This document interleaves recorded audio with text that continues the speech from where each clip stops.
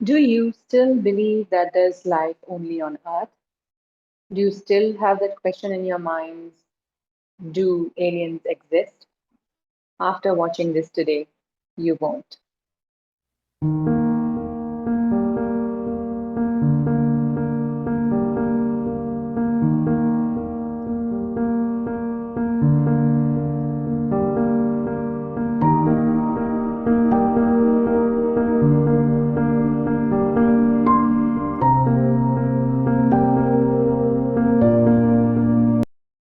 Hi, I'm Lovely, and this is The Lovely Life. If you've tuned in for the first time, I'm a psychic medium and a light language healer. This channel of mine is all about law of attraction, everything spiritual. I bring in guests from the other side and also beautiful human beings who have their beautiful spiritual journeys and their stories to share with one and all so that you can learn whatever you feel resonated with from their stories. And I also teach a lot of tools here so that you can become the best version of yourself. And today I'm really excited because I have a very special guest here. She's somebody who has had first-hand contact experience with the aliens. Yes, you heard it right, extraterrestrials. But how that event, which happened many years ago, became a life-changing experience for her, and how it sort of became a blessing for her, and how she uses that knowledge she acquired from that particular experience, that's what we are doing today. So let's welcome Geraldine Orozco. Hello, lovely. It's such an honor to be here. Thank you so much for inviting me. Thank you for coming here and doing this. I know you're very busy these days. You have a lot, a lot of stuff going on, and you teach. And yeah, in case you have never heard about Geraldine, she is a clinical hypnotherapist. She's also an MT meditation teacher and epigenetic psychotherapist, and she also helps people with stress reduction through mindfulness. And we would know how exactly that works and what she does. And also, she owns the Bay Area Meditation in California. So there's a lot on her plate, and let's hear from the horse's mouth what exactly happened and how she was actually abducted. Thank you so much, lovely. The concept of what is ET contact, what is extraterrestrial contact, is something that was completely new for me in my scope of understanding reality. Yeah. However, I am a lifelong contactee, meaning that I have had contact since a very early age. At the age of 5, was Wow. the first time I had experience, and then I had experienced several other. Uh, Moments in life that are very specific events that were impactful, memorable, and that slowly began to change my life through the course of my life.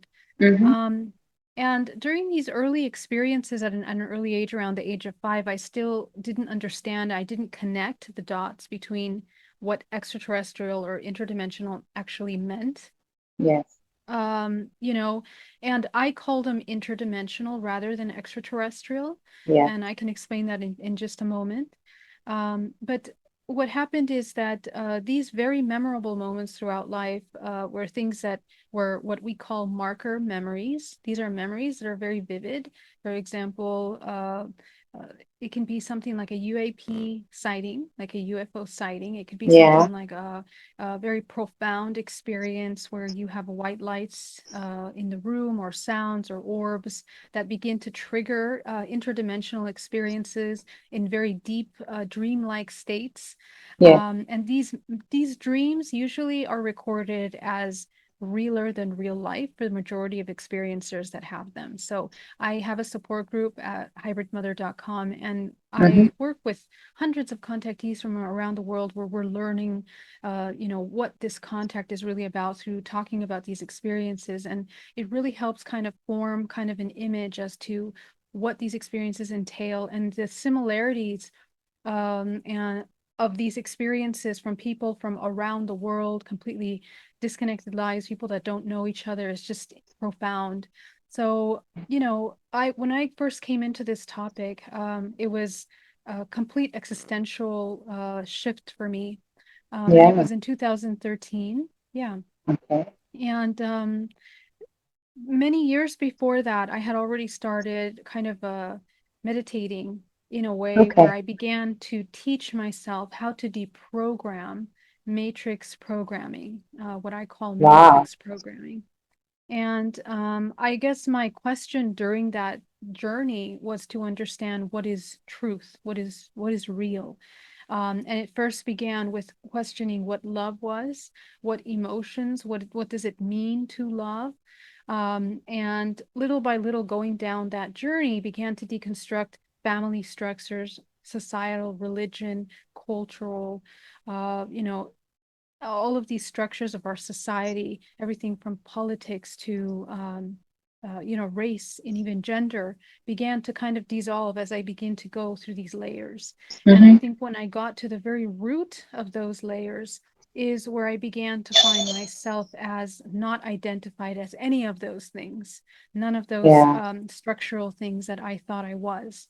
And it was at that point in 2013 that I had this incredible experience one night in October, actually, October 13th, 2013. And this incredibly bright light enters my room.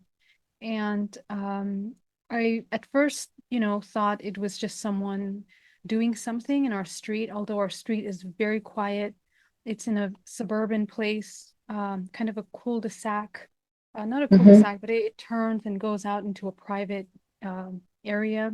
Yeah. So, there's not a lot of traffic on our street. And I guess what happened is that when this light shone so bright, I mean, I was half asleep and I thought, I hopefully it'll turn off or hopefully it'll go away soon. It was incredibly bright to the point where it covered all four walls of my room. Oh, So wow. it was very, very, very rare. So Yeah. I waited for a little bit for that light to kind of dissolve and it wouldn't go away. I also felt a very strong vibration as if there was a car that was running literally outside my window. Mm-hmm. So I turned around, I got up and I looked down at my phone and the phone says 3:33 in the morning exactly. And it was the first time in my life that I had seen these sequential numbers, you know. Okay. And I'm sorry, how old were you back then? Well, it doesn't matter, but I was just, trying to understand how old, because you said that you already had an understanding of deep things, being that Yeah. multi-dimensional being and just not this human existence. Yeah, so I think I was like 30, Yeah. So in your in 30, your 30 30s? or Yeah. 33, 30 or 33. Okay. And yeah, so yes, I mean I had started pretty early. I mean, I come from a very spiritual background and Okay. my family is very spiritual. So Mm-hmm. I started meditating very early on. And Wow. in 2008 is when I funded Bay Area Meditation, and that really it made me want to share meditation with the world. It made me want to Yeah. share the impact that meditation had had on my life, my career, my business. I left Yeah. the corporate world and went into this whole entrepreneurial world in Mm-hmm. which you really need to learn self-mastery, hand in Yes, kind of goes hand in hand. absolutely. Yeah. Yeah. So So you that were was kind of the teaching, beginning. you were teaching meditation to corporate Yes. clients already back then. Yeah. Yes, many, many years prior to that. That's right. Yeah. Yeah, but during this time, I really wanted to go deeper into it because my self-inquiries were driving me in that direction where I was no longer finding the answers in groups or in retreats or at these conferences. I wasn't finding something that would satiate that need to understand Yeah. myself in a deeper way. And Yes. so that my own meditation work just turned out to be, the best way for me to find those answers. Yeah. So Absolutely. yeah, so then going back to this experience, Yes. when I climbed out of my bed, I walked over to my window. My window is not close to my bed, it's like far away from it. So I Mm-hmm. walked over to that window and I looked outside the blinds, and the light got brighter. And it was so bright that my eyes began to tear. And Mm-hmm. I was on tippy toes. And my body and the entire body starts to paralyze and I can't move anything Wow. at that moment. And Mm-hmm. before I know it, I begin to feel this incredibly strong cooling sensation, incredibly powerful vibrating sensation throughout my entire body, much like as if you're walking next to an airplane, but if you can imagine stronger than that, that's Yes. how it felt. It was just Yes. incredibly, just moving the entire body. And as I'm moving, I am moving through my window, through the wall. I feel my body feeling as if it's being torn apart. And then I'm on the other side of that window. And Wow. Okay. that, yeah, that outside of my window is the garage roof, which is on top of the garage. My bedroom is on top there. Mm-hmm. And as I'm looking at this white light through my eyes, I'm also looking around. Everything is completely still. Nothing is moving. Nobody is up. Nobody is seeing this incredibly gigantic light Mm-hmm. on my block. And essentially, these beings, these gray beings, come out from this light, and they are very tall, about 7 feet tall, and they look like these exoskeleton, you know, almost like gigantic ant-like bodies Okay. that are, very much, it's a gray, it's what we know commonly as Yeah. this very, very long, very skeletal kind of bodies, you know, it's hard to describe it, but their skin is pretty coarse, kind of gray, dark gray, going from shades of dark gray and then lighter gray, almost Mm-hmm. yellowish around the belly. The belly feels softer, not to touch, but just looking at it, just the Yes. structure of the body. Yeah. And their eyes are incredibly large. I mean, Large. Yeah. and they are like almonds, like large almond Mm-hmm. shaped Mm-hmm. eyes. And the entire cranium is like huge. The Huge. Yeah. entire skull is I've heard much that. bigger. Yeah. Yeah, so it was shocking to say the least, because I'd never been interested in Absolutely. sci-fi films. So I didn't really have a reference that would make me even feel like, oh, I know who these could be. Mm-hmm. So it was very interesting. And so in this experience, not sure how much detail you want me to go into, but I can give you kind of an You overview. can tell me everything that that you feel Okay. like. Yeah, this is amazing. Yeah. Yeah. Yeah, so this experience was because it didn't fit into my understanding of reality. Yes. It was just difficult for my body to adjust, and I was feeling very strong emotions at that moment of Mm. desperation and wanting to yell and ask for help. And one of those beings approached me, and I felt their energy, not being any kind of specific sex, but it Mhm. did feel gentle. It did not feel threatening at all. It felt very calming. And he or she lifted the right hand, and I heard in my mind the word calm. And as soon as I heard Okay. that, this warm sensation completely covered my entire body, and all the emotions left my body. Control. Yeah, sort of telepathic communication. That's what Yes, it happens. was a Yeah. telepathic. Yes, and it was the first Wow. time that I experienced telepathic communication for me. So after that, I'm being brought into the craft. The craft is um, it's like a vibration. It is like made of frequency, made of light, made of plasma. And if plasma were to shift from a metallic state into a liquid light, this is what Mm-hmm. you would describe it as. And it's very Wow. conscious. It interacts with you. Like when you step on it, it almost responds to you, every step that you take. And there is some kind of telepathic interconnection with the craft as you emerge into this lenticular craft. Mm-hmm. And it's curved, so I saw a hallway going to the right and to the left, and so we went to the right.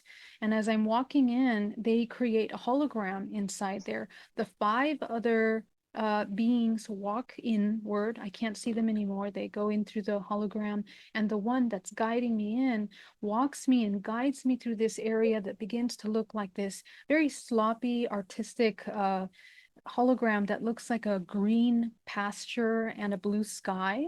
And you can tell that it's meant to be seen just as a very simple hologram, but within the hologram, they create these buildings that were obtuse, made out of glass.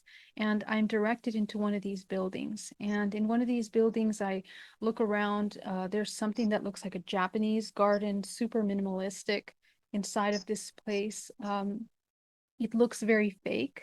It looks almost like you're. And I turn around, and when I look outside back to the path that I walk through, there are two grays and my aunt walking in between them. And my aunt is like having her hair like very shaggy and very just she's unconscious, but she's somehow walking in front of me with these grays.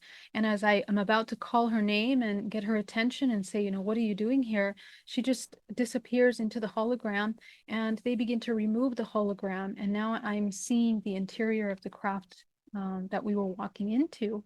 And Okay. the room that I'm in is kind of like there's an oval console on the right with this incredibly fantastic blue hologram of the universe, and Okay.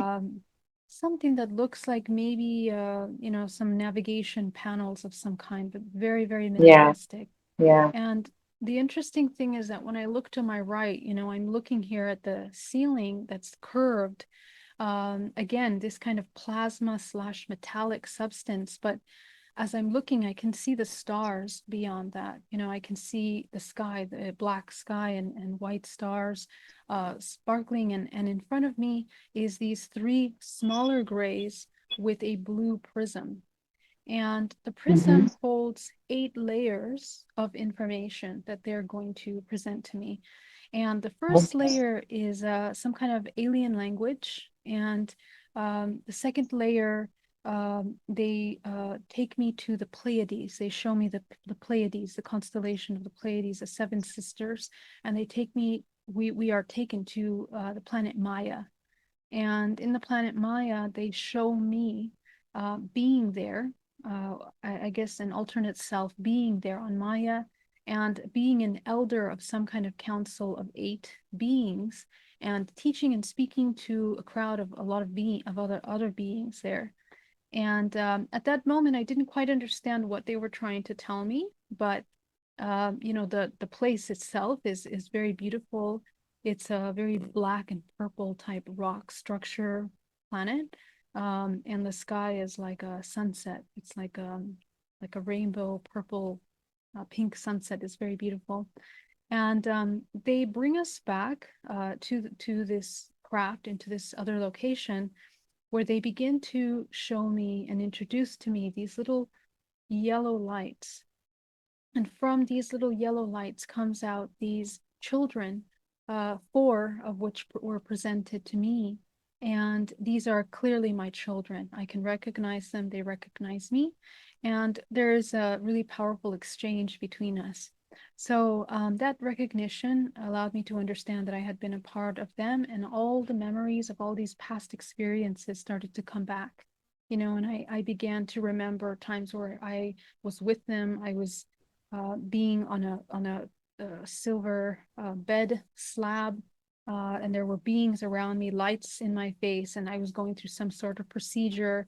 I remember Mm-hmm. holding the child, and as if I was giving milk or feeding the child somehow, or holding it in my arms, and just many memories just started to come up. And it was very shocking for me because I didn't know how I could have forgotten that this entire part of my life had Yeah. existed.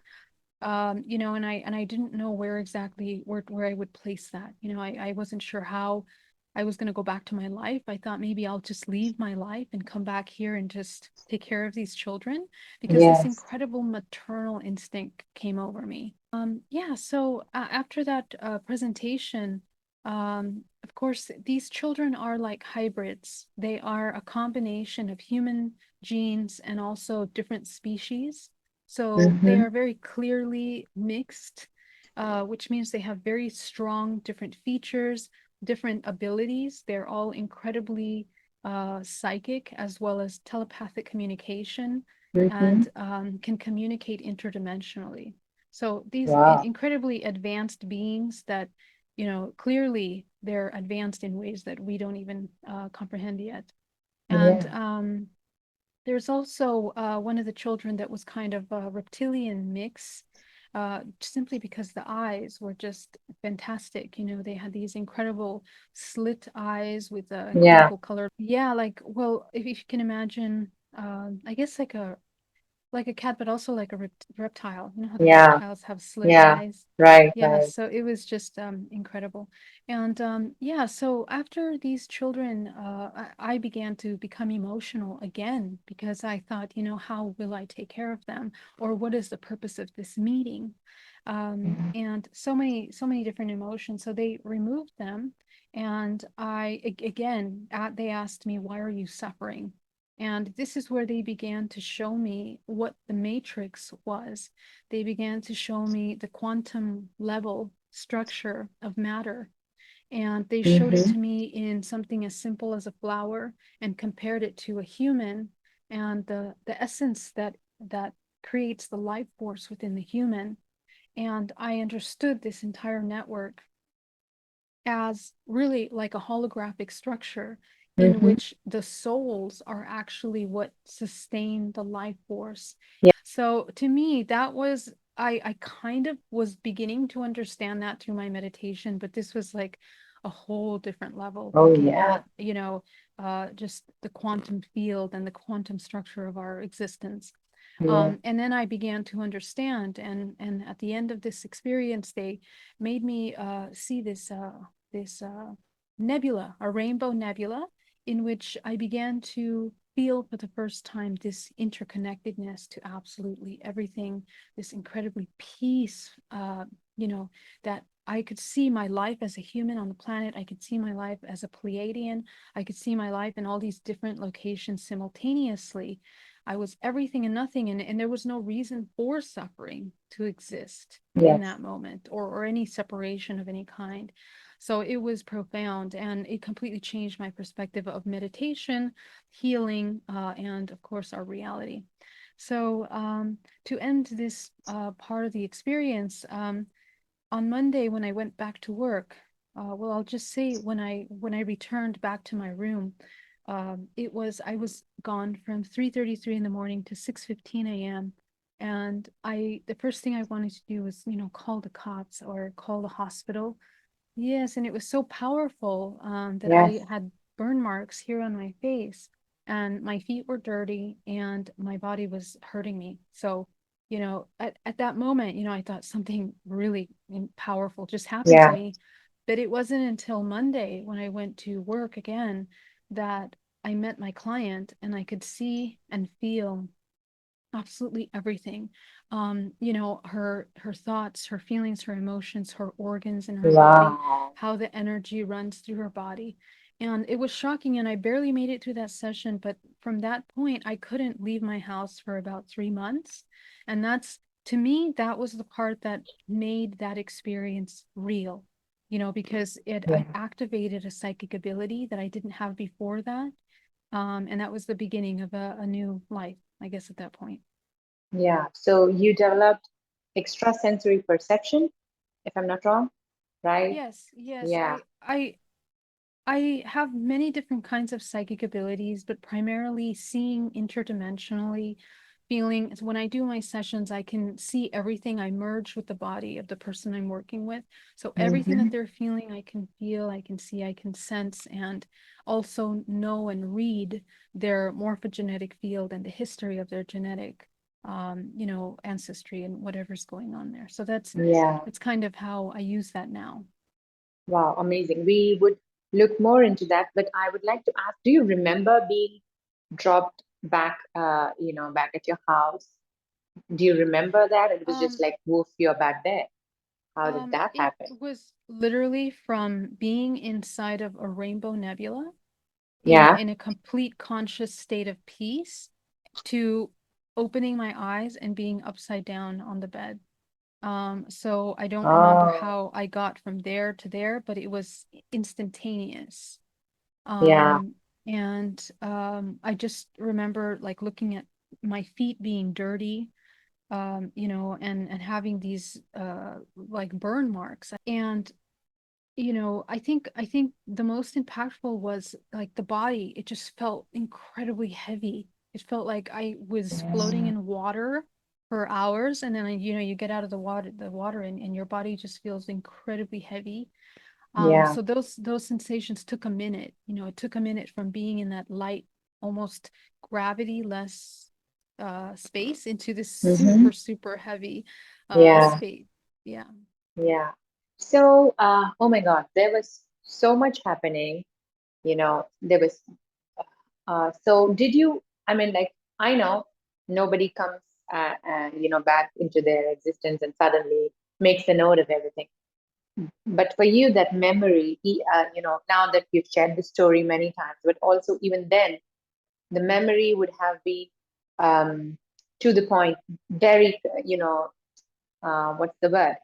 I mean, you remembered every detail, but did you actually put it down on writing, or did you share it with somebody, or it was there and it came back? How was it? Well, you know, when I was shown the alien language, and I didn't really go into this as I was telling the story, but the alien language was something that looked like mathematical symbols and Hmm. strange symbols that I had never seen before. And they would move very quickly across the room as in a Yeah, hologram. And I tried really hard because I said, I have to remember this. I have to remember what it's saying. And there was just no way because it was moving so fast and I I didn't know. understand any of the shapes. But Hmm. as I began to kind of just watch, I began to notice that I got telepathic images in my mind as the letters were moving. So I realized that this kind of communication was not something that was to be read, like we humans read and process Yes. information, but this was something telepathic. It was Yeah. interdimensional. And so the way that they're speaking is in universes, which is the best way that I can describe it. It was myself, the place I was in, the city, the country, the world, and then the location in the universe, and Hmm. then the thought form and how it played a role in that space. That's how they would communicate.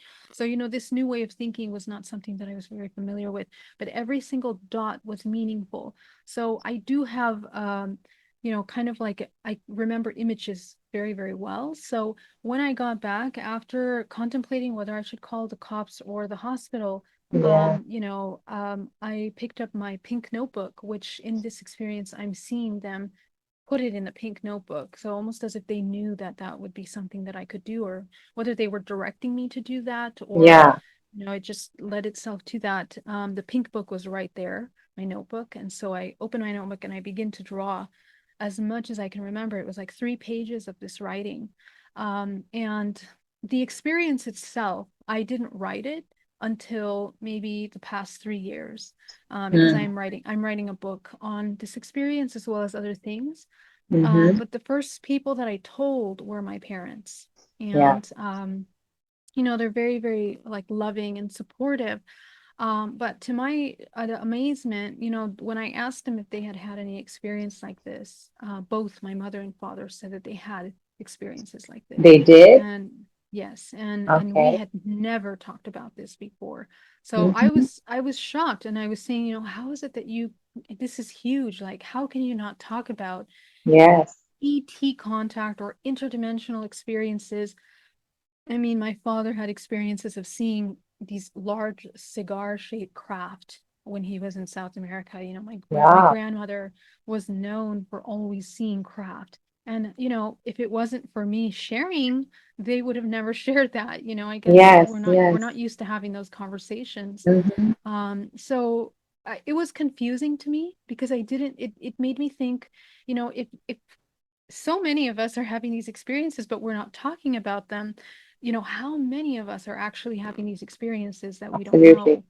know? And so that was the first thought at that moment. Amazing. That's like so cool. And when you talked about how different that language is, and how it made sense to you, that you got this concept of it not making sense to the human mind. I totally get it. It makes sense Yeah, because that's what light language does.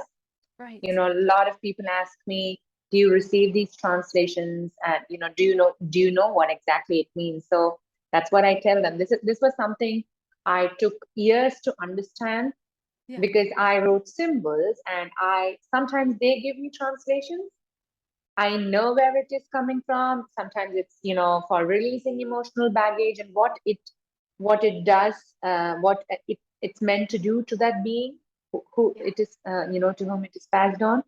But yes, to put it into human language is very difficult because Very difficult. there's Yeah. there's more, and my guides always tell that, especially English is it doesn't justify the immense the essence of the message that's being passed on.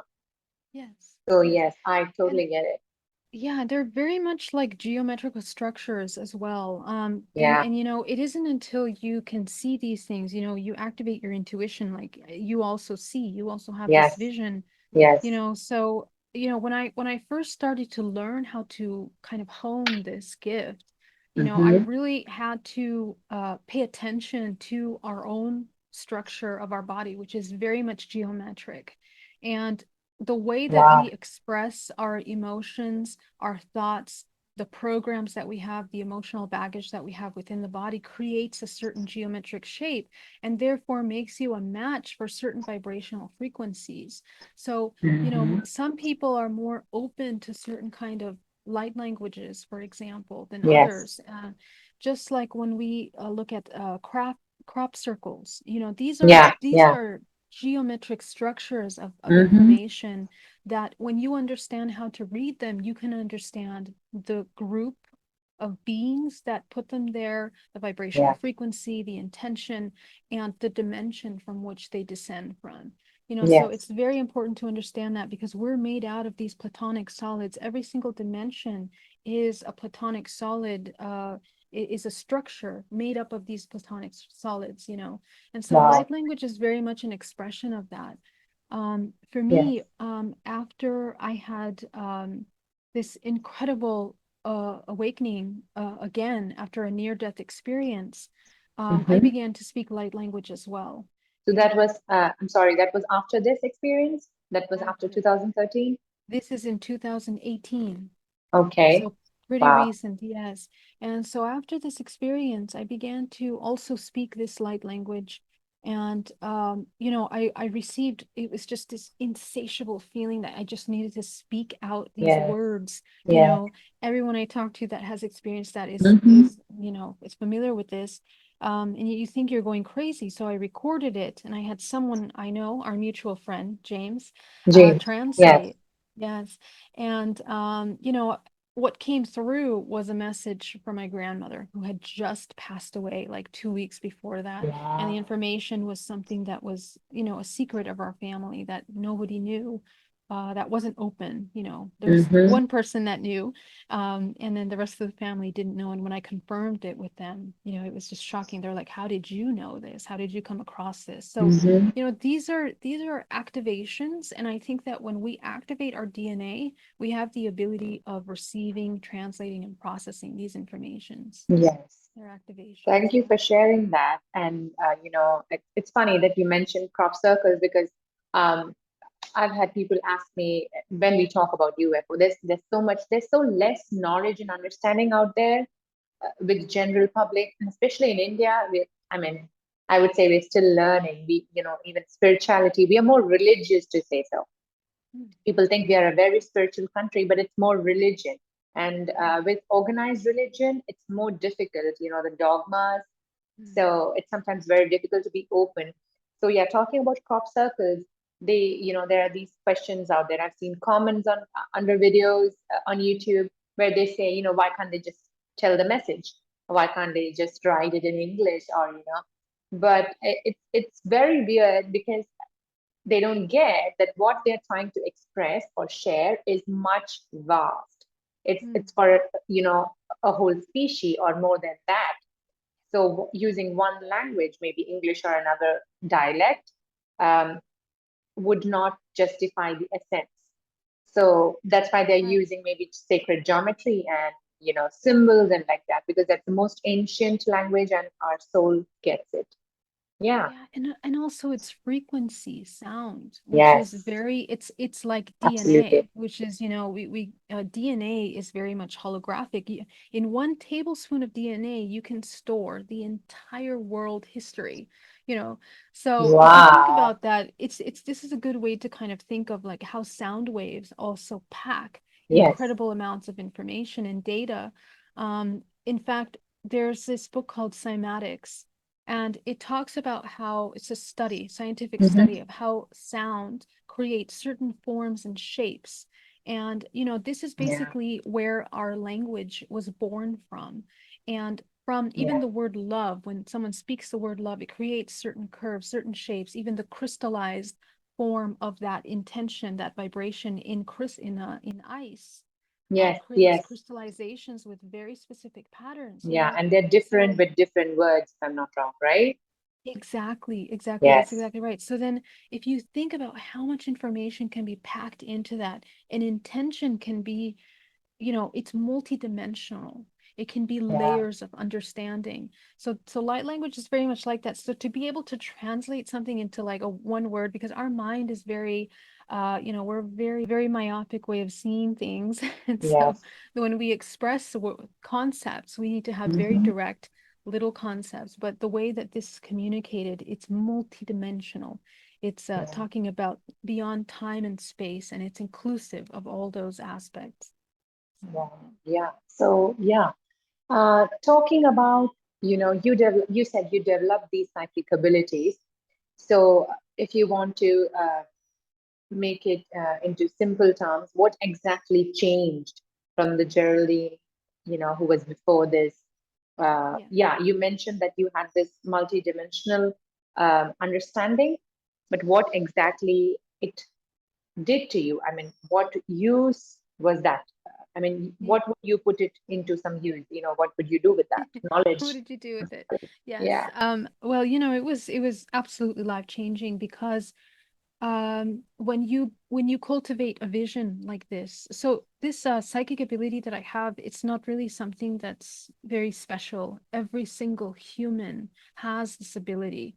It's a matter Mhm. of cultivating and training this Yeah. ability. So that contact experience activated all of these things because the DNA was activated through interdimensional navigation, right? So when I went Yeah. interdimensionally, it activated everything. This is what happens when we have interdimensional contact. Yeah. Um, and it happens to many contactees. Hundreds and hundreds of contactees report having activated psychic abilities as a result of contact experience. Mm-hmm. And so essentially what happened is that it allowed me to understand and to see not only my own body, but anyone else's. I mean, I could see people, but I wasn't sure understanding what was happening there.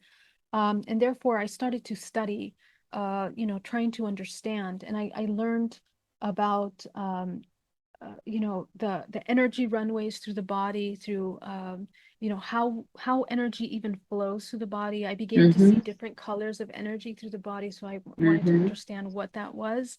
The source cord that moves through the body, the vortex movement of the body, the different layers and how information is stored. So I would see somebody with a pain or an illness, and it would be a very specific pattern of energy that would be stuck in the body. Mm-hmm. And so when you tune into that, I began to get images of what caused this kind of stagnation.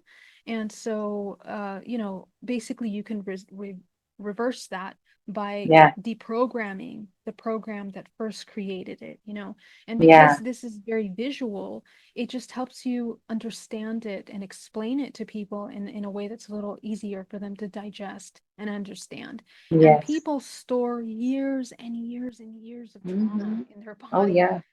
so So much emotional baggage, right? yeah. Yeah. So it's layers of learning how to work with these layers, how to clear it, also through trial and error in my own body, through my own healing process, understanding how energy moves. And I at that moment, for some reason, it was very hard for me to find books or teachers that knew this as well and Yeah. that could help guide. So the person that I found closest was Chinese medicine. learning Mm-hmm. how to use pranic healing, for example. So Yeah. I took a course in all the courses until the advanced pranic healing. And it was in the advanced class that I started to see what I was seeing already. And even noticing where the teacher would sometimes instruct maybe some things that weren't 100% accurate. And it helped me understand how things function correctly. In other words, I was learning through trial and error and through seeing what other people were also explaining. Most people that teach these things haven't quite cultivated the vision yet. And that to me is interesting. I think that we need to uh, merge intuitive training when people do healings, because that's a very powerful element that sometimes is missing in healings. And also, it's not healthy for the healer, because if the healer doesn't understand energetic hygiene, they could take on all kinds of things themselves and accumulate in their body over time. So there's many laws, there's a very organized way to do healing, and it all has to do with the natural patterns of Earth, nature. Nature has a natural way of moving life force energy. And when we go into nature, we can learn those patterns. When I see trees, you see the runways of energy in the trees. You see the runway of energies in plants and flowers. So this is another way to learn the science of the body, the energetic science of the body. So this is what I could see and work with. Mm-hmm. Um, how did it change my life? In every possible way. I mean, when I was still working with my company, it allowed me to learn how to interact with people in a deeper way, because I was you know, uh, sensing, feeling, and more compassionately having relationships. Yeah. You know, And you knew what? their blocks.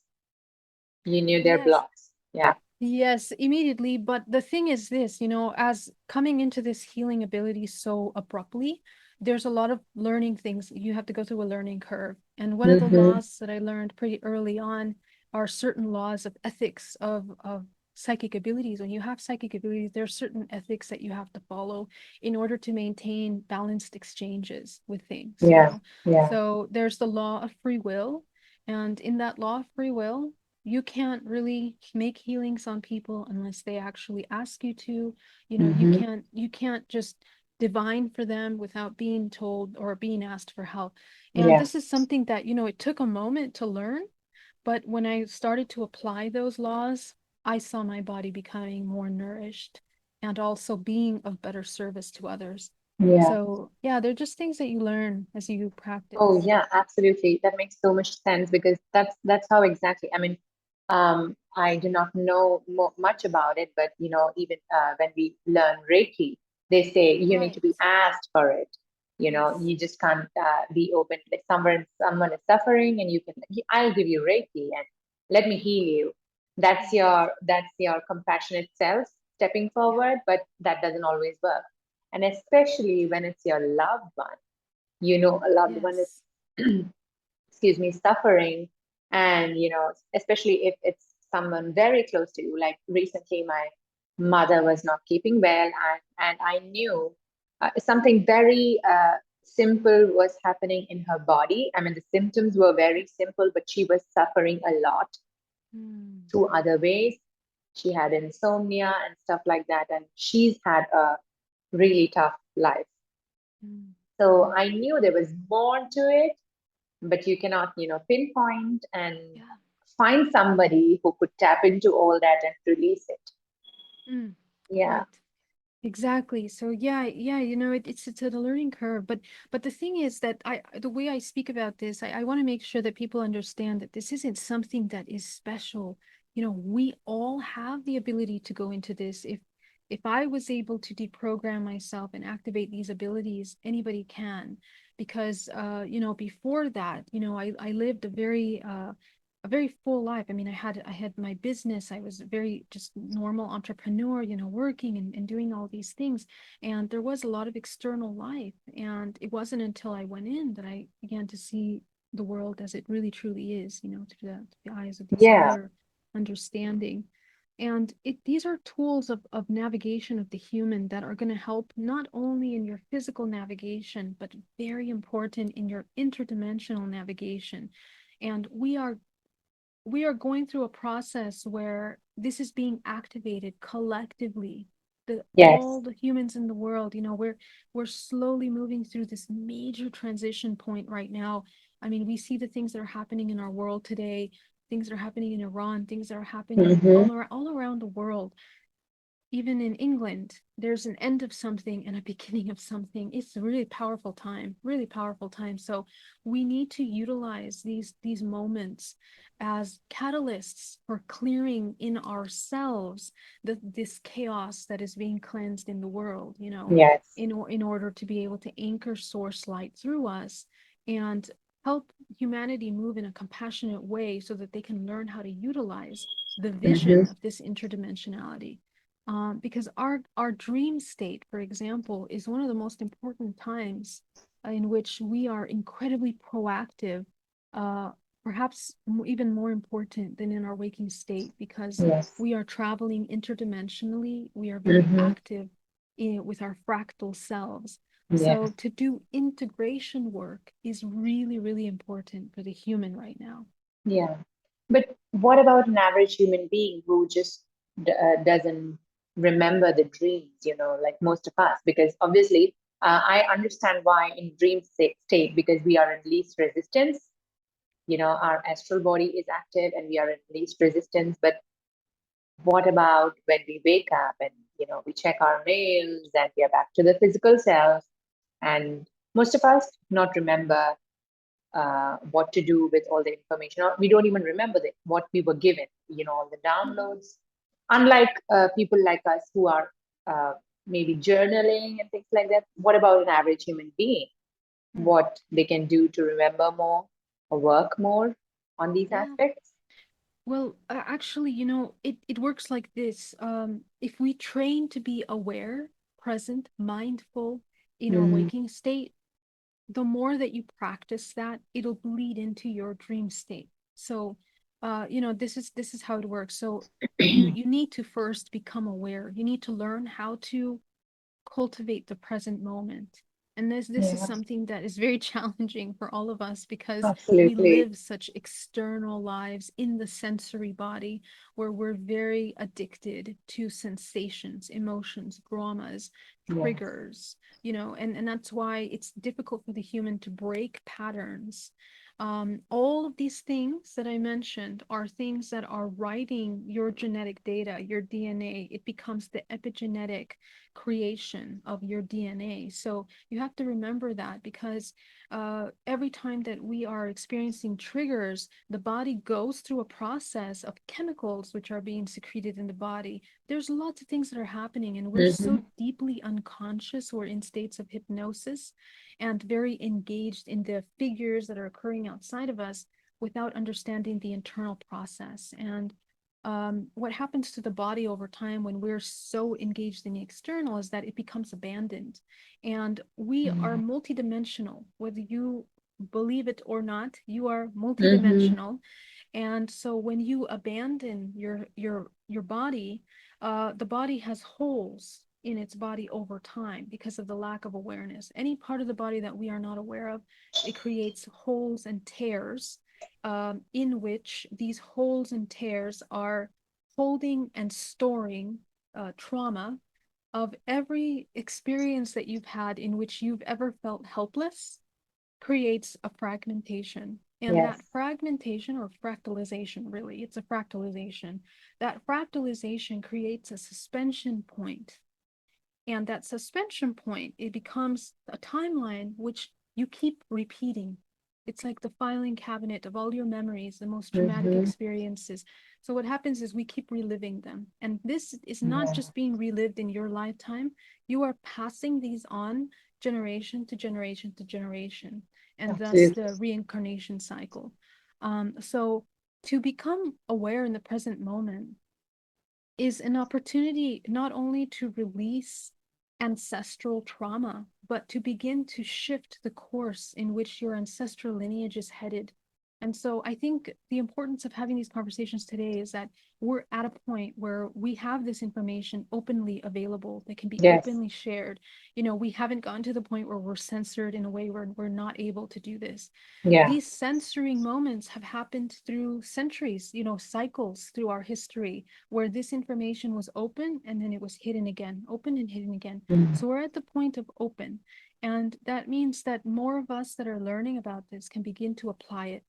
Yeah. Being present in your moment means that your thoughts are not in the past, they're not in the future, they're in the now. Yeah. Being This in the is the now. place, yes, of liberation, because you no longer need to be in a state of fear or anxieties of the future or dwelling on emotions and events that are not existing in this moment.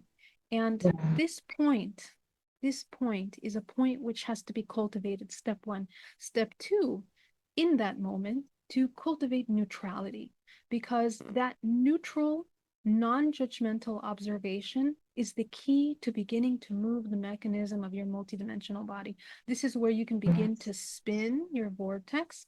In this neutrality, from there is birthed something called this bliss, this ecstasy, in which the human actually begins to activate and consciously writing the DNA as opposed to being a product of your environment. It's a Yeah. completely different way Yeah. of living. Oh, So this is, absolutely. yeah, Yeah. so this is like the practical thing that we can do now. And if you practice this, it will naturally, you will begin to remember and become conscious in your dream state. Yeah. So can we cultivate that awareness through meditation? Is it one of the ways? Absolutely. And Yeah. the thing about meditation, which I think we really need to kind of change the meaning of meditation sitting down for hours is important. We need to do that, especially if Hmm. you have a very busy mind. The busier your mind is, the more Yeah. hours you have to sit down and cultivate the monkey mind, because it means that we are excessively, first of all, the nervous system is shot, which means that it's experienced a lot of trauma and it Mm. needs to have stimulation constantly. So we need to help the body and nurture that nervous system first. And from there, we can kind of begin to create a meditation practice. So I would suggest the mindfulness, then sit down, create a strong meditation practice daily. But then is the next level of that meditation, which is a way of life, where again, you practice that mindfulness as a way of life. Yeah. You And are you are being more aware. You're yeah, being the observer mhm, rather than, somebody who's constantly participating in the whole drama that's around you, getting yeah, triggered constantly. Yeah. yeah. Observing your And emotions and stuff. that Yeah. that exactly, and that mindfulness is actually what will help you first watch yourself as if you're watching like another person. You watch yourself and Yeah. you begin to learn so much about yourself. It's incredibly powerful. You notice the things that trigger you before they even happen. You begin to notice, this is conscious meditation. So Yeah. those are the two ways to apply meditation that can really change your life. When we don't practice mindfulness, conscious in the present moment, what happens is that we are stuck in the wheel of samsara, right? But Yes. what that means is that we're living samsara not just in our entire life of life and death, but we live that every day that we wake up. So, we are repeating karmic cycles, and karma can be erased. In meditation, we can erase the karmic contracts that we make on a daily basis. And Mm-hmm. this is what helps the soul move through the human experience in a smoother, more compassionate way. It's very Yeah. powerful. Yeah. Yeah. And Rather than when rather than being stuck in the loop, repeating exactly. patterns. Yeah. Yeah. Yeah. So Yeah. there's different ways to do it. I think that productive meditation, learning key meditation techniques is very important. If Yeah. you're getting up from your meditation and you're just as angry as you were when you sat down, Mm-hmm. that's not a productive meditation. So Mm-hmm. you need to there's things that you need to learn. I have a lot of free videos on my YouTube channel in case Yeah. anybody wants to see them, Yes, I where would I teach definitely put some the of link. these Yeah. techniques. Yeah. Yeah. So, I can talk to you all day. Yeah. but we have a little more time. So I would Okay. like you to share more on the whole concept of hybridization program. Okay. That's what you Okay. mentioned, and what exactly happens, and what do you mean by Okay. Okay. hybridization program? Yeah. So this is a pretty deep topic, but let me start with this. In the wheel of samsara, in this reincarnation cycle that we exist in, um, every new generation that is born is a generation that is a genetic modification um, of different lineages. And these different lineages, you can think of ranges of vibrational frequency. Mm-hmm. We are the culmination, the collection of many different kinds of vibrational frequencies. When the soul, when we as a fractal of source, fractalize into this three-dimensional plane through all the other layers of dimensions, which we exist simultaneously, the physical body, the vessel, holds all that information in the DNA, and the life force of the soul activates the DNA. The DNA connects us to an ancestral lineage, which is all of our ancestors that have lived before us in Yeah. this reincarnation cycle. Now, the thing about our DNA is that it's not just uh, talking only ancestral. We have interdimensional aspects to our Yes. DNA as well. So everything that we see as junk DNA, so only 2% of the DNA is writing the protein that creates this physical body. The rest of that DNA, what is it doing? It is creating and writing within the morphogenetic field of our physical body. So this morphogenetic field is basically the instruction manual of interdimensional information and data. So within this morphogenetic field, there is the fractalization of different ranges of frequency. Those frequencies are what we know as species, as different interdimensional beings. When we connect and we have experiences with grays, for example, Yes. 7-foot grays, their geometric structure of that physical body is encoded, as we were speaking earlier, with key information about what dimension they descend from and what they're holding within their DNA. If you Mm-hmm. connect with a Lyran, if you connect with a Arcturian, reptilian, each of Yeah. those have different geometrical structures. So all of that combined creates the DNA braided into this expression.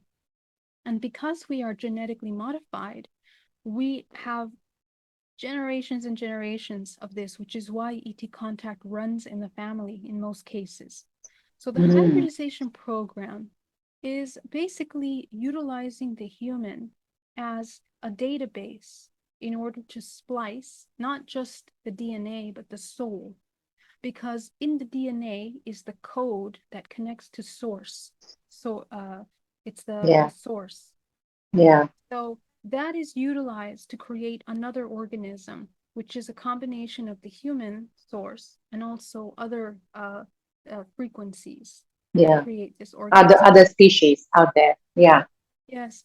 And so what we're talking about here is most of these hybridization programs happen generationally. So in my family, for example, my aunt that I saw on the craft Yeah. had the experience. She remembers the experience on that day, and she had the experience where she was being also utilized in some kind of experience that evening. Uh, my mother, my aunts have experienced similar things, and my father in his lineage. Okay, so Mm. I hear this every single day in out of Yeah. thousands of contactees that are part of these support groups are talking about the same patterns. So Yeah. this helps us understand that the hybridization program is something that's generational. Yes. But beyond that, hybrids are being created for the purpose of splicing genetic data. Now, DNA is very complex. DNA functions, it's a coil, it's a spiral, but also has a micro micro vortices Mm-hmm. encoded within the DNA. Every single frequency is a portal into a certain vibrational dimension. So Okay. that means that every hybrid that's created has the access through their DNA to all of this information of these different species and ranges of frequency. We Yeah. are we are also hybrids. If we look at the origin of man, if we look at Mm-hmm. the book of Enoch, for Mm-hmm. example, for those of you, Yes. anybody that's interested or familiar with that book, it talks of Sophia, which is this source that breathed life into Yaldabaoth, and Yaldabaoth breathed life into the archons, and from the archons descended all the fallen angels, which created these species, the many, many ranges of species that Mm-hmm. make up all the beings that are in our immediate universe. You know, Mm-hmm. so all of these are a representation of that. There are no um, necessarily good and bad beings. It's just the Yeah. way that they exchange life force with the human. Yeah. And this is Yeah. where things start to get a little complicated, Mm-hmm. because some of the parts of this hybridization program can be very traumatic for people because Yes. we're talking about insemination, Yeah. scenarios of I was going to ask insemination. that. Yeah. Yeah, Yeah. exactly. So there are four different hybridization programs that I have been a part of, and they're Wow. probably infinite amounts. But I was a part of a draconian, reptilian, Pleiadian, and a terrestrial program. Okay, the terrestrial program is managed by Draco Reptilian, which is very much the design and the root structure of the entire militaristic political structure that we have in our world today is Mm-hmm. rooted and designed after these Draco Reptilian uh, organizations. And these models are meant to create the deactivation of DNA in order to create something that's a little closer to artificial intelligence, uh, Mm-hmm. robot type beings. And Okay. these programs essentially, if you look at human, we are made up of these programs as well. You know, it isn't until the human wakes up that they actually They become remember. conscious. Yeah. Yeah, Right. because before that, we might as well be artificial intelligence in that we're just following programs. That's all we are. And if Mm. you look at the study of artificial intelligence, it's an interesting conversation about how, at what point does this artificial become conscious? And it's Yes. very, Yes. I really highly suggest you to look at that, because in that is understanding humankind as well. And Yeah. and there's an entire biochemical, electrical, geometric side to consciousness that we Yeah. know now and that we talk about openly. Mm-hmm. But for those that don't know that, the simplest way to talk about it is that you're either conscious or you're unconscious. Yeah. And the unconscious is programmable. So hybrids function in the same way. They can be utilized to be clone like artificial intelligence, or they can be also activated to be very high vibrational beings. Now, Mm.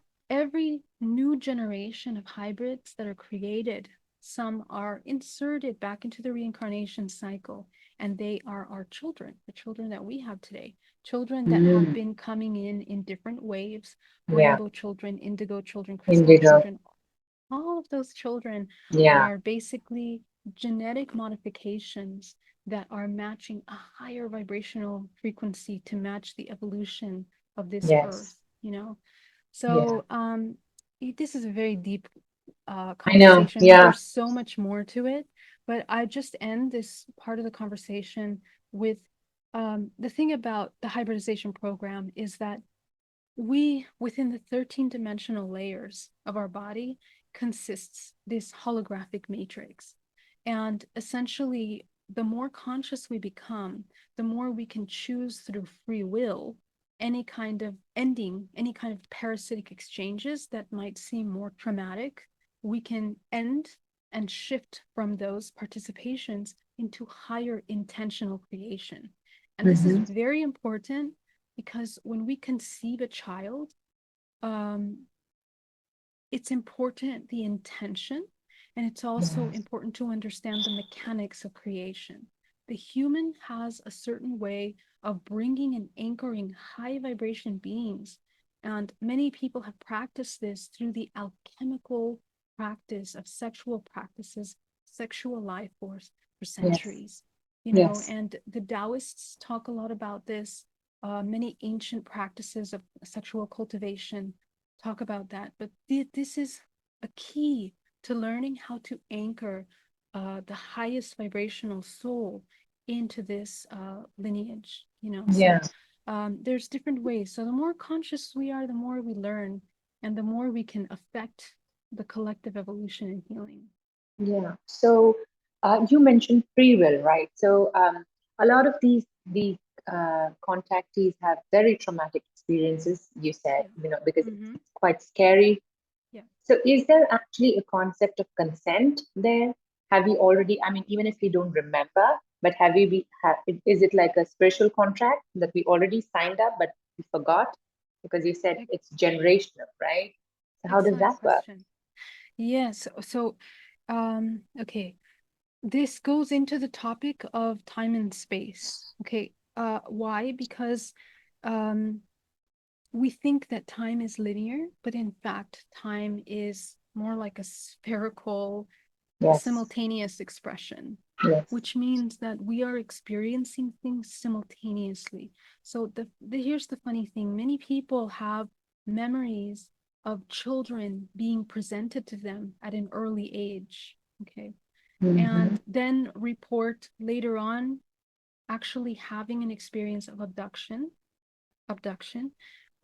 contact, where the Mm-hmm. same children from the dream is being presented to them as their children. Okay, so Mm-hmm. then there's also many missing time experiences where, as a child, you have these dreams of being on board craft, having all these Yeah. experiences, being even impregnated, having these fetuses removed. And then it isn't until later that you begin to look back at that and you're reliving similar experiences. You remember that. So Yeah. these experiences of thousands of people that have reported these kinds of experiences, we're Yeah. learning that the role that time plays is very difficult to quantify. It's almost as if we are experiencing these in things that are beyond time. And what that means is that we are able to engage in some of these activities in a way where the conscious physical body will not remember why it agreed to this experience, Yeah. when, how, or why. Mm-hmm. Also, because this is interdimensional, some of these aspects of ourselves are also like visiting past lives in which we've also agreed to consume, to create these children. Yeah. And To so be part of sometimes, these hybridization programs. Yeah. that's right. And sometimes the children that look hybrid, like let's say an Arcturian slash humanoid, it's like a blue being, is presented to the person. Um, it was a past life where that person was an Arcturian and had the Mm-hmm. hybridization program, and now is being presented to the child in this lifetime. And Yeah. the reason for this is because contact is very much an expression of what's encoded in your DNA. This is how we understand that whatever is braided into your genetic data and being expressed based on the vibrational environment and the vibrational activation that you do in your DNA, more you will uncover more layers of your experiences interdimensionally. Yeah. So you will remember yourself as a Pleiadian, remember Yes. yourself as a Lyran, and in those lives, when that becomes expressed, you understand the interactions and agreements that you've made within these experiences. Yeah. So to say what is free will is very difficult because we are existing in an interdimensional system, which is a morphogenetic field. And the Yeah. morphogenetic field creates the form as a result of the frequency demand of the entire organism, which is the earth. So you exist Mm-hmm. here, you are designed specifically for everything that you've been and everything that you're potential of becoming. in Yeah. this timeline right now, Yeah. and that same potential exists in all dimensional layers. So free will, we can only really begin to touch it when we're Yeah. completely conscious, you Yeah. know. Um, yeah, and one last thing I will add to that, you can change and heal from traumatic experiences by first becoming aware of your interactions in these realms, Mm-hmm. and um, choosing to participate in these programs or not. And if you don't wish to continue participating, by you activating and heightening your vibrational frequency, can integrate your hybrid, your energetic input from the hybrid. You can reintegrate that. You can also activate the hybrid from yourself, because we are Okay. an interconnected system. And it's the same Mm-hmm. with our children. We can Yeah. change the course of our children's life by ourselves becoming more conscious. Oh my God, that's such a huge topic. I mean, if Yeah. an average parent could learn even a fraction of Yeah. it, because we are, on a regular, on our daily lives, we like, for instance, me, I've gone through so much trauma, physical and emotional. I've had two immensely traumatic childbirth experiences, and I know there's a reason, there's lessons to be learned, and even being a light worker myself, it is so difficult to learn to integrate it. But if we learn to do that, even if to a fraction of it, it would really help, and it would also impact and absolutely change the whole relationship that we have with our children. And it's it's evolving us at the same time, evolving that being that we gave birth to, right? Exactly. Yeah, Exactly. they're It's so so powerful. important. Yeah, yeah. Yeah. I think I'm getting very excited about talking about children and working with children, because they are future. Oh, yes. So yeah, so it's great that we're talking about it. Yeah. And lastly, before we close, there's one thing that I've always thought. See, if you go out on the internet, you would always see these abduction experiences, videos, documentaries, and more on that. Talking about documentary, Geraldine is also um, part of a very beautiful documentary on Amazon Prime, which is extraordinary. The seeding, go watch it. I'm afraid I don't think it's available on India. If any of you find the link, do send me. I think they have these country-wise different rights to release it. But yeah, I would like to see that Oh because wow. I've seen the trailer. It's amazing. Yeah. Oh wow. That's amazing. Yeah, I hope you guys can see it. That's interesting Yeah. that you can. Maybe we'll find a way to do that. Yes, please do share if you find the link to that. And yeah, so what I was coming at is you would see that these abductions are mostly happening, or even UFO sightings. I know that there are, even on Earth, there are these, I wouldn't call them portals necessarily, but there are these specific areas where the aliens have the eyes on, you know, and it's not, I haven't heard sightings in India or, other parts of the world. It's mostly in the West or US or maybe UK or Australia, maybe. Do you think there's a reason for that? Wow, really? No, I really don't know if I agree with that, to be honest with you, because I have a lot of clients from India. Oh, really? A lot of people in India. Oh my Yes. God, that's so cool. I just think it's not talked about very much. And It is people not. that, yeah, I Yes. think people are just afraid to talk about it, They're because not I have a, opening up, maybe. Yeah, yeah, I yeah. get it. I think we're hopefully coming to the moment where it'll come more more um, full mainstream, but Hmm. I have I have people in every country of this world. There people have contact. I mean, and in South America, there's so much activity and it's very open. That's the thing. They talk about it Yeah, very openly. yes. It's not something Even that's Europe, even strange. Europe is Europe. very open to everything that's, Yeah. even it's spiritual, XPT. Yeah. So I think it So, goes with the conditioning, how much people yes. open up.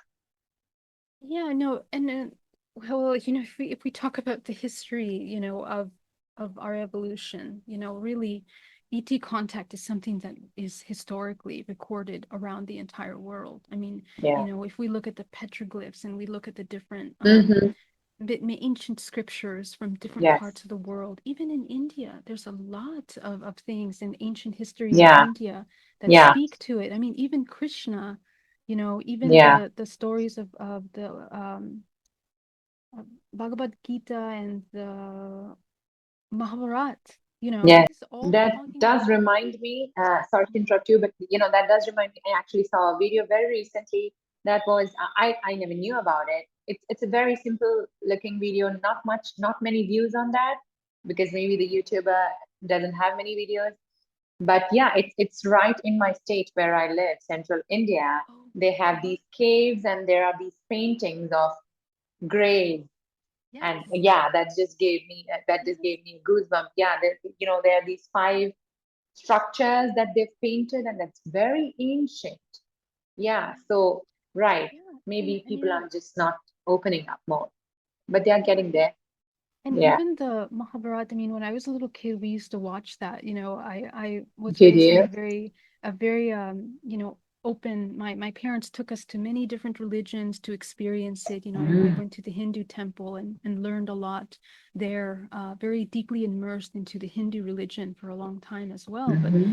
when I look back at my understanding of that and I compare it with what I'm understanding now in ancient civilizations, I mean, there is so much there. It's so rich with information. Everything from the color of the skin of the blue Krishna, Yeah. has so much symbolism, not just in Hinduism, but in many different religions. The crown. I mean, we could talk for hours about this, but Yeah. Almost like the um, Pleiadians, the blue beings. absolutely, Yes. Arcturians, Pleiadians, and the Yeah. blue is the bioluminescence. It's this biophosphorus energy that is created from this kundalini awakening of life force, the Mm. activation of life force in the body through this alchemical transmutation. And many of these beings, these interdimensional beings, they talk about this. They channel this information through a lot of people, Yes. either whether it's through light language or through channeling. But there's Yes. so much parallels. So I think we just need to, the way that we want to see this information packaged. I think we're kind of brainwashed through entertainment industry of how Mhm. it's, but the information is so openly out there. It just takes an eye and a bit of intuition to notice. Yeah. um, I will say that different parts of the world, because the earth itself has ley lines, grids of energy, pockets of Hmm. energy, in where they are vortices, that activity does happen more. Yes. And like, for example, the southwestern part of the United States is very, very active for many reasons, also because there's a lot of military bases there. And there's a parallel between military bases and contact for many reasons. But one of the reasons, is some of this technology is terrestrial, some of it is would connect the link between the shadow government, which kind of is a global kind of government type organization, in which there's a lot of connection between interdimensional beings and the terrestrial programs. Mm. So a lot of sightings occur where there's lots of these military bases, and that's also another more physical terrestrial part of these programs that we can talk about hours, but Mm-hmm. it's important to note, between those two. Right. And lastly, for people like me, see, I would just share a small story. Yeah. I've had years of depression, and on my lowest of my days, I would just walk in my garden, during the nights, and I would be crying, I'd be upset, and I would just look up into the sky. And this has happened even recently. I would just look Yeah. up into the sky and ask, are there no aliens out there who would take me? Because I'm like, so I just want to be, not that I don't have love in my life, but there's like so much to take, even being a light worker, even Totally. teaching people, even doing meditation. But yeah, that doesn't happen. But I know I'm more than just my body, just this being, just being lovely and doing what I'm doing. So for people having those kind of thoughts, what do you suggest if they want to know more on their multidimensional self? for an average person. I know there are videos, books, but Yeah. yeah, what should they do? Honestly, for me, I was never able to find the answers out there. It doesn't matter what books, it doesn't matter what groups Yes. or teach. I wasn't able to find a teacher to Mm, teach me so what true. I know, you know. So, and this is great that you brought this up because, you know, the path of the light worker, it can seem very isolating and very lonely Very because, lonely. you know, yes, because you are reaching levels of understanding which the higher you go, the more you feel the contrast between, you Mm, know, your everyday life and this higher yeah. understanding. Yeah. You know, so we are infinitely always learning what it means to be unconditionally loving to ourselves and to the whole. So it's a difficult road, you know, it's a challenging road. Mm-hmm. So in my opinion, what I have learned is the basic practices of loving yourself is the key. And I'm talking about not Disney romantic love. I'm talking Yeah. about the pure life force that is the awareness of this vessel that is divine. It is divine in such a profound way. You know, every cell in our body is a consciousness. And when we are going through these awakening processes, we have to be very compassionate. We have to Yeah. hug ourselves. We have to be there. Mm, We have to touch the self and activate the systems in the body to begin to nurture the body. Because, you know, the first part of deprogramming in your life, you're going to begin to deprogram matrix programming, all those programs I was talking about earlier. And so you're going to find that at the root of that deprogramming is this observer. And that observer is working with the ego. The ego wants to create all kinds of identities, personalities. And personalities and identities are separations. yes. And we want to try to integrate all of those things and Yes. remember that you are the observer. That observer, when you are in a state of neutral observation, from there, there is space in which bliss emerges. Yes. And this is the state that is the most compassionate in all dimensional layers. And we've learned this the hard way. I know you have, I know I Mm-hmm. have. We've both been on this journey where you're experiencing interdimensional things and it gets, you know, you go through levels of existential crisis as you get higher Yes. and higher, you know. Yes. So what I have learned as a tool is to bring myself back to the observer, the one that is all and the one that is nothing Mm-hmm. simultaneously. And Yeah. that is where I have found a peace and liberation, you know. Yeah. So, and the interesting thing is that right now, because of where we're at collectively, the veil is thinning in such a way where more people are going to have contact. So more Mm-hmm. people are going to be going through these really life-changing shifts. And Yeah. it's important to remember to anchor yourself back there to that observer. You're all and nothing. Even if you see beings, even if you're told you are Arcturian, don't identify, don't attach with any one thing because that becomes Yeah. our death. And then it Mm, becomes painful. That's where suffering emerges with yeah. identification. You know, Mm-hmm. so I would just say keep flowing Yeah. as you experience. Yeah. Yeah. And that's why many of even many spiritual gurus, Yes. you do not resonate with some of their teachings because you can see where they got restricted, where their evolution stopped. You Yeah. know, that's just the sad part of even being spiritual sometimes. Yeah. Because you need to Absolutely. keep growing. Yeah. Yeah. Yeah. I So love that you said it. So true. Yeah. yeah. Thank you so much, Geraldine. It Thank was, you. oh my God, it was so much knowledge. Thank you for sharing all that you got. I can keep talking about this, but we have I won't take Yes. much of your time. Thank you for being here and sharing your story and sharing your knowledge with all of us. Thank you so much for having me. Lovely. Thank you for your light that you radiate in the world, your beautiful language and the gift. I mean, you are amazing. I love everything that you do. Thank you So so thank you much. so much for being you. Thank you Thank for you having so me. much. And everyone who's watching, who has been following us, if you feel that you are somebody like Geraldine who has experienced ET contact, or who has memories, who have these dream state that they remember, and you don't know what to do with that knowledge, please reach out to her. And also, if you want to learn meditation or want to learn how to reduce stress or work with your trauma, she has, she has so much help for you. So I would put her links how you can reach out to her. Please go ahead and check the links. Also, if you want to get a DNA reprogramming, which what I Mm-hmm. do, you can find that at Geraldine Orozco, or a Oh, hypnotherapy as well, yes, because yes, hypnotherapy can be super powerful. So that's another yeah. thing, just really quickly. Thank I you. would be putting all the links Okay. down here. And Yeah. yeah, thank you so much.